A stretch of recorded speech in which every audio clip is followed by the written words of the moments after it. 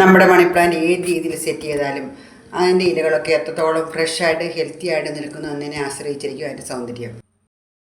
ഇതുപോലുള്ള കപ്പുകളും അതുപോലെ പഴയ ഫ്ലവർ വേസുകളൊക്കെ യൂസ് ചെയ്യുകയാണെങ്കിൽ നമുക്ക് വളരെ ചിലവ് കുറഞ്ഞ രീതിയിൽ ഇൻഡോറിൽ മണി പ്ലാന്റ് സെറ്റ് ചെയ്യാൻ സാധിക്കും. വളരെ ഭംഗിയുണ്ടാവും കാണാൻ. വളരെ കുറച്ച് കാര്യങ്ങൾ ശ്രദ്ധിച്ചാൽ മതി, നമ്മുടെ ഇൻഡോർ മണി പ്ലാന്റ് നല്ല ഹെൽത്തി ആയിട്ടും ഭംഗിയായിട്ടും വളർന്നു വന്നോളും. ഒരു ചിലവില്ലാതെ, ഒരു ഫെർട്ടിലൈസർ ഒന്നും ആവശ്യമില്ല. ഏറ്റവും പ്രധാനപ്പെട്ട കാര്യം എന്ന് പറഞ്ഞാൽ ഇൻഡോറിൽ നമ്മൾ മണി പ്ലാന്റ് സെറ്റ് ചെയ്യുമ്പോൾ വെള്ളത്തിൽ സെറ്റ് ചെയ്യുന്നതായിരിക്കും നല്ലത്. നമുക്കത് മെയിൻറ്റെയിൻ ചെയ്യാനും കെയർ ചെയ്യാനും വളരെ എളുപ്പമായിരിക്കും. പിന്നെ ശ്രദ്ധിക്കേണ്ട ഒരു കാര്യം എന്ന് പറഞ്ഞാൽ ഇലകൾ നല്ല ഫ്രഷായിട്ട് നിൽക്കാനും മണി പ്ലാന്റ് വളർന്നു വരാനും വേണ്ടി നമ്മൾ ചെയ്യേണ്ട കാര്യം എന്ന് പറഞ്ഞാൽ ഇത് നല്ല രീതിയിൽ നനച്ചു കൊടുക്കുക എന്നുള്ളതാണ്. വേറെ പ്രത്യേകിച്ച് ഫെർട്ടിലൈസർ ഒന്നും കൊടുക്കേണ്ട ആവശ്യമില്ല. വളരെ നല്ല ഫ്രഷായിട്ട് നിൽക്കും. അപ്പോൾ നിങ്ങൾ വിചാരിക്കും ഇൻഡോറിൽ വെച്ചിരിക്കുന്ന മണി പ്ലാന്റ് എങ്ങനെയായിരുന്നു നല്ല രീതിയിൽ നനച്ചു കൊടുക്കുന്നില്ല.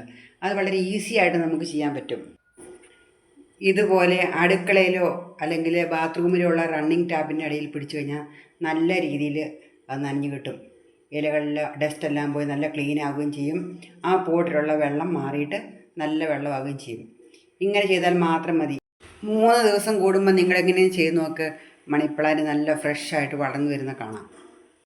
വേറൊരു കാര്യം ശ്രദ്ധിക്കാനുള്ളതെന്ന് പറഞ്ഞാൽ ഇത് അത്യാവശ്യം വെളിച്ചമൊക്കെ കിട്ടുന്ന സ്ഥലത്ത് വെക്കുക. ജനലിനരികത്തോ അങ്ങനെ ഏതെങ്കിലും സ്ഥലത്ത് വെച്ചാൽ നന്നായിട്ട് വളരും.